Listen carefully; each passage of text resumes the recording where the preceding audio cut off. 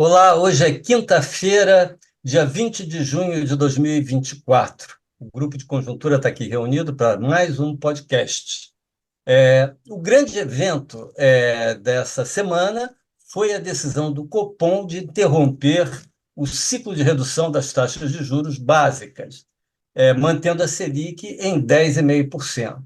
Mais que isso, todo o ambiente que envolveu essa decisão, as críticas do presidente Lula ao presidente do Banco Central e a autonomia da instituição, as turbulências no mercado financeiro, com o dólar chegando a R$ 5,46 ontem, mas que hoje também continua nesse nível. E, por fim, o fato simbólico, né, aguardado, que foi a decisão ter sido tomada de forma unânime. Quais as implicações desse fim do ciclo de baixa, né? Lembrando que, inicialmente, no início do ano, se esperava que a Selic fosse cair a 9%, agora parou em 10,5%. Quais as implicações disso, né? Primeiramente, vamos considerar o seguinte, que no cenário de referência do Banco Central, anunciado junto com a decisão, a inflação chegando a 4% em 2024, e com essa Selic, nós teríamos uma Selic real de 6,3%, muito alta. Mas no cenário alternativo, que é a manutenção dos juros por 10,5% no horizonte relevante, digamos, 2025, e uma inflação em 3,1% em 2025 também, os juros reais chegariam a 7,2%, os juros Selic. Então, estamos num cenário de juros reais muito altos, e que não era expectativa até o começo do ano, até há poucos meses atrás. Que mudanças isso traz no quadro? Porque vamos lembrar que as expectativas gerais, as nossas, inclusive, é que esse processo de redução da taxa de juros, o ciclo de redução da taxa de juros, prosseguindo, que era o que se imaginava antes, seria o principal indutor do crescimento nesse ano. Não vai ser mais. Obviamente, não, quer dizer, isso aí já vinha, essa ideia já vinha um pouco sendo prejudicada, a última redução já tinha sido menor, e agora não vai ser mais essa a alavanca do crescimento. E, na verdade, até agora, o que tem impulsionado a economia tem sido a expansão fiscal, né? Os precatórios, a gente já conversou aqui nesse podcast bastante sobre isso, né?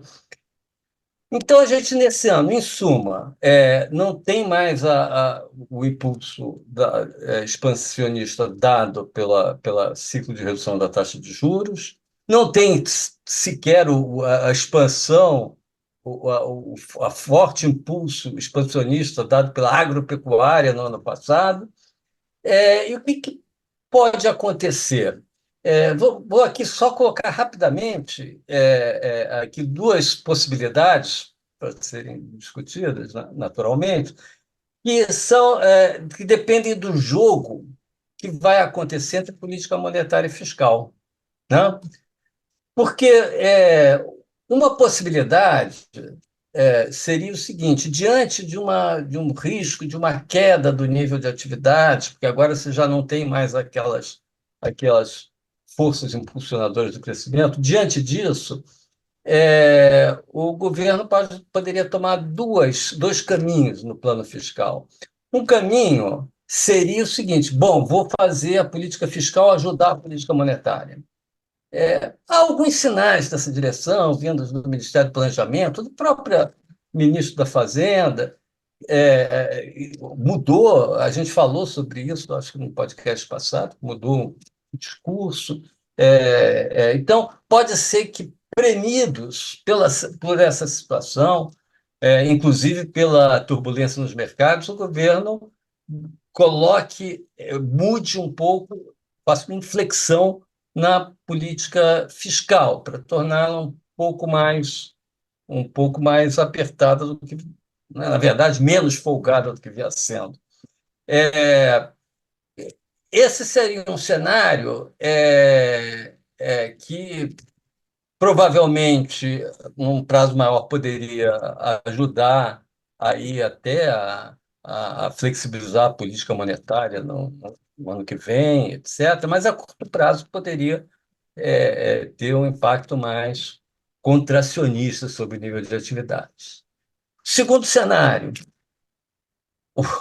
seria o cenário em que você tem um jogo entre política monetária e fiscal, em que a política monetária é, é uma política contracionista, porque ela está no terreno contracionista, e a política fiscal é manejada para tentar tirar o país tentar evitar uma retração das atividades, e você faz uma política mais expansionista. Isso aí poderia vir através de pressões políticas, por exemplo, para que isso acontecesse. Só que aí uma política fiscal mais contracionista poderia gerar uma reação na política monetária, e a gente poderia ter um jogo aí não cooperativo entre essas políticas, né? Que também poderia ser um cenário bastante complicado. Mas, enfim, abriu-se aqui um leque aqui de possibilidades, e certamente esse jogo monetário fiscal vai influenciar a conjuntura bastante aqui nos próximos meses e certamente no ano que vem também. Então, feita essa introdução aqui, cenários, eu passo a palavra aqui para a Margarida, para ela, né, falar aqui sobre os efeitos da política fiscal sobre a monetária, e depois o Lixa também comentar esse jogo entre política monetária e fiscal, aí que é uma questão da literatura econômica. Margarida. Ok, Francisco, obrigada aí pela sua apresentação. Então, eu queria aqui começar colocando, né, que a nossa inflação hoje, ela tem os três ingredientes de qualquer inflação. Ela tem aí um componente que é demanda, ela tem um componente que é custos, e ela tem um componente que são as expectativas de inflação, né? Eu, em particular, vou mencionar, né, e vou fazer uma análise de como a política fiscal, então, está atuando nesses componentes inflacionários. Eu queria aqui destacar que a política fiscal, em geral, na literatura, né, ela influencia a política monetária, ou seja, a condução dos juros na economia, através de três canais. O primeiro canal é um canal demanda, né? O canal demanda é, na medida em que os gastos públicos aumentam, você injeta demanda na economia. Então, você estimula a demanda agregada na economia. E aí, dependendo do nível de ociosidade que a economia tenha, isso pode gerar impactos inflacionários adicionais. O ideal é que, a literatura também fala sobre isso, é que a gente tivesse uma coordenação entre a política fiscal e monetária. Então, se há sinais de inflação e o Banco Central está adotando uma política monetária menos expansionista, mais contracionista, né? O ideal seria que a política fiscal também entrasse nesse jogo, né? Se fosse coordenada com a política monetária, mas isso nem sempre é possível, até porque os orçamentos já têm gastos contratados, os gastos obrigatórios. Então, essa eventual coordenação entre a política fiscal e a política monetária, que seria o ideal, né, ela pressupõe que o país tenha no seu orçamento um volume de gastos discricionários que possa, então, fazer esse manejo e adaptar as condições da política fiscal à política monetária. Porque se você tem um volume de gastos obrigatórios, como nós temos, de quase 94% das despesas primárias, a possibilidade de adotar a política fiscal como um complemento, como algo coordenado à política monetária, fica muito difícil, porque as despesas discricionárias incluem basicamente o custeio da máquina pública e os investimentos públicos. Os investimentos sempre são a variável de ajuste nesse processo. Mas, no caso brasileiro, os investimentos já são muito baixos, os públicos do governo federal. E o resto, então, das despesas discricionárias está dedicado a custear a máquina pública, que também, a partir de um determinado piso de despesas direcionadas para o custeio, você começa a ter o risco de apagão dos serviços públicos, né? Então, no caso brasileiro, nós temos aí um contexto que dificulta muito essa coordenação, né? E isso seria o efeito multiplicador da política fiscal sobre a demanda agregada. E aqui eu queria trazer alguns números. Alguns números eu já trouxe em outros podcasts, que a política fiscal tem sido, nesses últimos períodos, extremamente expansionista, a julgar pelo aumento dos gastos primários do governo central, né? Então, por exemplo, de janeiro a abril desse ano, em relação a janeiro a abril do ano passado, os gastos primários do governo central aumentaram acima da inflação 12,62%. Se a gente olhar um pouquinho para trás e fizer uma comparação com o passado recente, a média de crescimento dos gastos primários em termos reais do governo central no período 2017 a 2019 foi de 1,2% ao ano, real.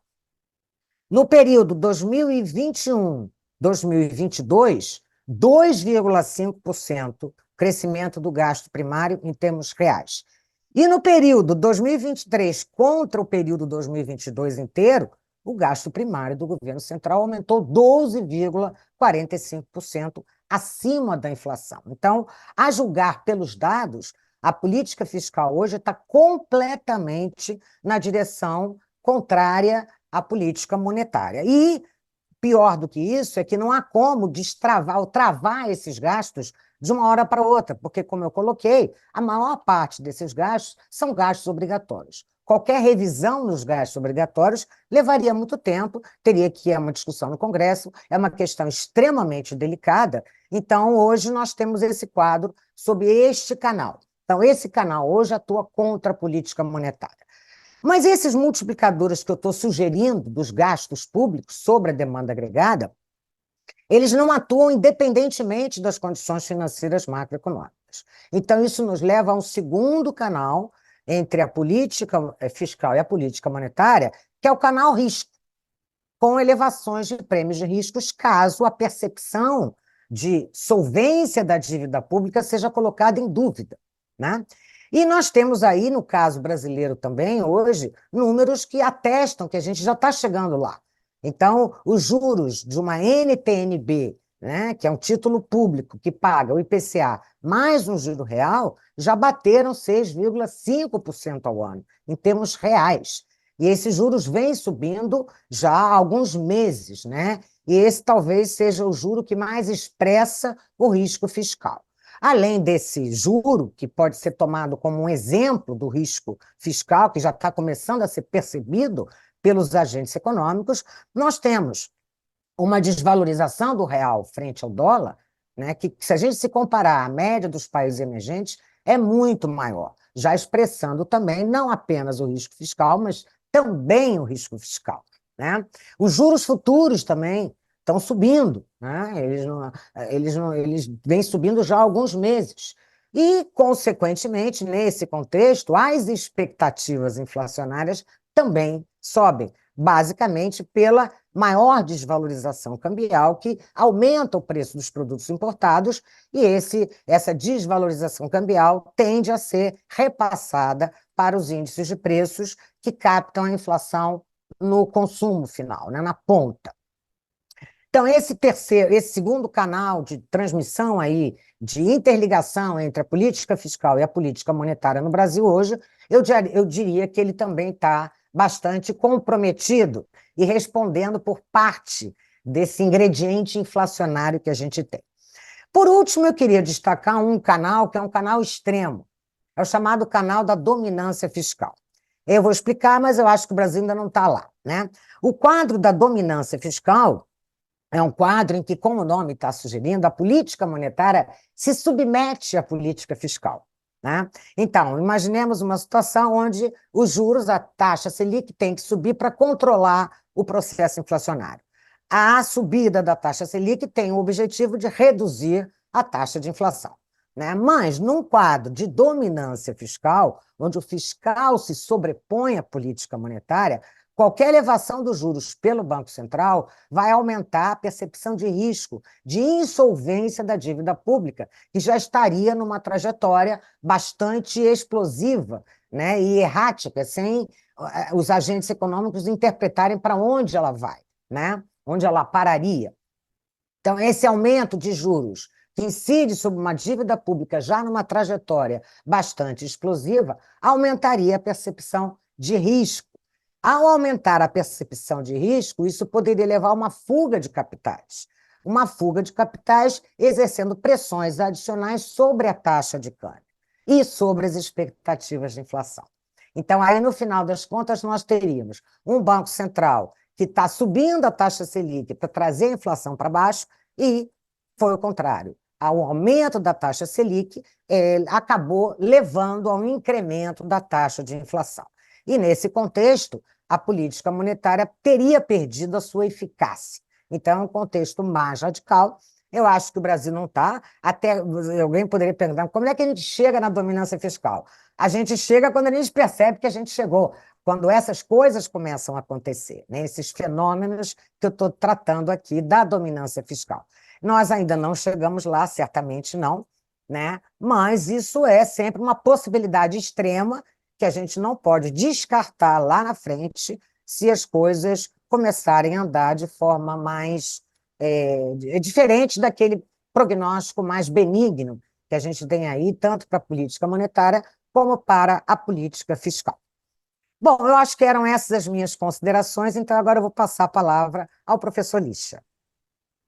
Obrigado, Margarida.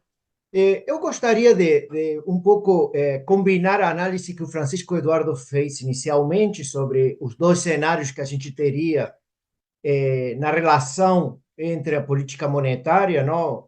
Ou seja, basicamente o Banco Central, e a política fiscal comandada basicamente pelo Ministério da Fazenda. Gostaria de coordenar esses cenários com os argumentos que a Margarida colocou, especialmente destacando os dois primeiros mecanismos de transmissão. Se a gente junta essas duas argumentações, do Francisco Eduardo e da Margarida, então, a gente vê que temos um Ministério da Fazenda que está se tornando um pouco mais leniente na coordenação, na forma como ele está definindo o déficit primário, tá? Ou seja, temos uma situação fiscal que está se tornando um pouco mais com um déficit primário um pouco maior do que tinha sido pensado inicialmente com o arcabouço fiscal. E, por outro lado, temos um Banco Central que, como o Francisco Eduardo apresentou, tanto no cenário de mercado quanto no cenário de referência, são precisos taxas de juros elevadas para trazer a inflação para a meta estabelecida, tá? Dessa forma, digamos, mas se o Ministério da Fazenda se torna, digamos, um pouco mais leniente, ou um pouco mais gastador, como temos colocado nossas últimas conversas, isso significa que o Banco Central tem que ser mais conservador, no sentido que deve supor taxas de juros mais elevadas. O Francisco Eduardo destacou, não, o fato de que o Brasil já está com taxas de juros reais muito elevadas, tá? Só para fazer uma analogia, é como se a gente tem dois agentes dirigindo o carro, o Ministério da Fazenda está apertando no acelerador, tá? O carro tem que andar 80 por hora, mas se o Ministério da Fazenda aperta mais o acelerador, vai aumentar a velocidade e o Banco Central vai ter que pisar no freio mais para que o carro fique na velocidade que a gente pensava, não? E é isso um pouco o que pode estar acontecendo. Temos esse jogo não cooperativo que Francisco Eduardo destacava, em que parece, na nova percepção, vamos ter um Banco Central com taxa, vai ter que estabelecer taxas de juros reais mais elevadas, tá? Francisco Eduardo destacou que se a taxa de juros Selic fica no patamar de hoje, 10,50, a inflação estaria no horizonte de referência, provavelmente final de 2025, em 3,1, o que significa de que existe muito pouco espaço, ou quase não existe nenhum espaço para novas reduções da taxa de juros, tá? Então, essa combinação, esse mix de uma política fiscal expansionista com uma política monetária mais contracionista, tá? Tem como resultado, provavelmente, uma maior volatilidade nos instrumentos de política monetária e fiscal. O que quero falar? Que a taxa de juros real fica mais longe da taxa de juros neutra, ou seja, vamos demorar mais tempo para reduzir a taxa de juros se chegar à taxa de juros um pouco de referência de longo prazo. E, por outro lado, o déficit primário está se afastando cada vez mais do déficit primário requerido, ou aquele, pelo menos, que tinha sido definido no arcabouço fiscal. Esses maiores desvios em relação à taxa de juros natural ou o déficit primário requerido provocam redução no nível de bem-estar, não? Provoca mais volatilidade nos instrumentos de política monetária e fiscal, mais volatilidade no nível de atividade e na taxa de inflação e, em consequência, menos bem-estar, não? Ou seja, provavelmente temos um mix de política que está reduzindo o bem-estar, não, o bem-estar social. Então, nesse sentido, está piorando um pouco o bem-estar social. O outro ponto que eu gostaria de destacar seria um ponto muito mais voltado para o debate que se teve dentro do Copom, não? Teve muita discussão no último mês, especialmente na última semana, sobre a relação que existe entre dois grupos dentro do Comitê de Política Monetária. Não, por um lado, a gente tem do que a gente chamaria o velho Copom, tá? um velho Copom um pouquinho mais conservador, com Roberto Campos Neto e Diogo Guilhem como referência, e, por outro lado, temos o que a gente poderia chamar do novo Copom, um grupo um pouquinho mais, digamos, keynesiano, com Gabriel Galípolo e Paulo Piketty como referência. Esses dois grupos tiveram uma decisão dividida no último Copom, muito se discutiu sobre isso, e existia muita especulação sobre como seria a decisão agora. Francisco Eduardo destacou o fato dela ter sido unânime, tá? Então, a gente poderia analisar o seguinte: a gente tinha dentro desse grupo a possibilidade de ter ou aumentar o conflito, ou seja, uma situação que aumentasse o conflito, ou que houvesse alguma conciliação. Tá? Ou seja, ter uma espécie, como o Francisco Eduardo destacou, teoria dos jogos, não? Ou seja, em teoria dos jogos, um modelinho sobre conflito. Não? Normalmente a gente chama ele, expressão em inglês, chicken game, não? Ou seja, o jogo da galinha, para ver qual dos dois iria sair da sua posição antes. A decisão unânime parece indicar de que existiu alguma conciliação, tá? E provavelmente pelo comunicado que foi feito ontem, aliás, um comunicado muito longo, o que chama a atenção do comunicado, como que ele foi longo, a quantidade de parágrafos que teve para se justificar, e foi, obviamente, um comunicado muito duro, não? Muito mais conservador, tá? Um pouco destacando que a taxa de juros pode ser mantida nesse patamar de 10,50 por um período de tempo bastante longo, tá? De qualquer forma, por que deve ter tido conciliação? E, bom, porque acho que as perdas que você poderia ter em ter novas divisões, tá? Especialmente perdas de credibilidade, eram muito grandes.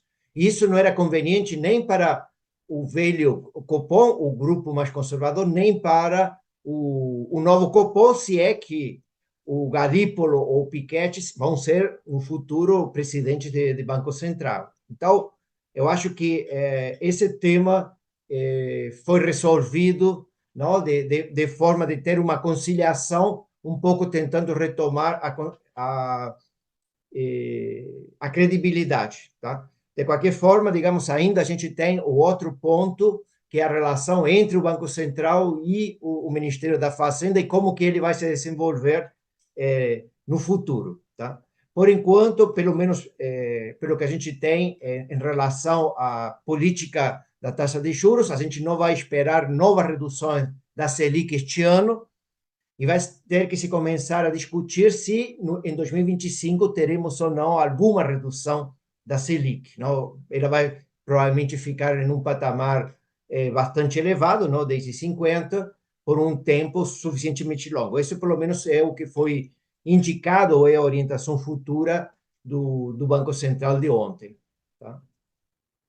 Bom, para terminar, deixa eu fazer aqui um pinga-fogo, uma pergunta só para a resposta sim ou não, bem rápido. O que vocês esperam da política monetária em 2025, quando for todo o novo Copom?